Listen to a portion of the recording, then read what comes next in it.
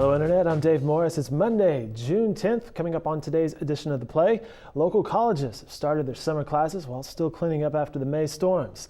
And the U.S. Supreme Court gives their opinion on a cold medicine bill. But first, the search continues for missing storm victims. Here to tell us some more today from the Oklahoman's newsroom, Rick Green. Thanks so much for your time today, sir. Thank you. We were just talking before we started taping about the rains and the storms, and one victim was recovered over the weekend, and authorities are still searching for two people, I understand? That's correct. This woman found today is the 21st victim of the storm, and the authorities are still looking for two more victims.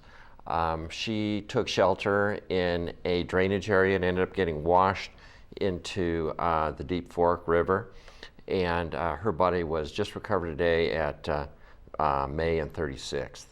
And so actually, it was last night it was recovered, and today they released her identity. So this brings to 21 the number of victims in that tornado. Terrible news, and I remember a lot of people talking about how the Deep Fork River really was, rising and flooding during that. Another story we're working on from Silas Allen. The Oklahoma City Community College in Redlands started summer classes today, and if you haven't been outside, it feels like summer out there, doesn't it? It really does. It's the start of a little bit of a hot streak here, and maybe our tornado danger is going to go away from now on. But over at OCCC and Redlands, both campuses suffered some damage in the tornado. More damage, interestingly, at OCCC than at Redlands, it seems like. But OCCC had to delay classes for a week, and they just started today. And both OCCC and Redlands have had to move students around, use different classes because of damage, and they're kind of juggling as they do repair work there and hold summer sessions. Oh, summer sessions, I remember it fondly.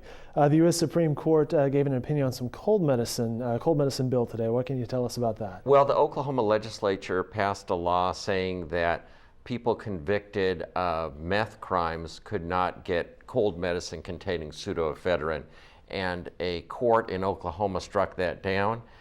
It was brought to the Supreme Court, and the Supreme Court basically affirmed the Oklahoma court ruling, meaning that those who are convicted of meth crimes can get cold medicine with pseudoephedrine. So there you have it. That's The Play. Some of the stories getting play in tomorrow's editions of the Oklahoman. A big thanks to Rick Green for his time today. These stories, again, can be found in tomorrow's editions of the Oklahoman and online at newsok.com. Have a great night, everybody.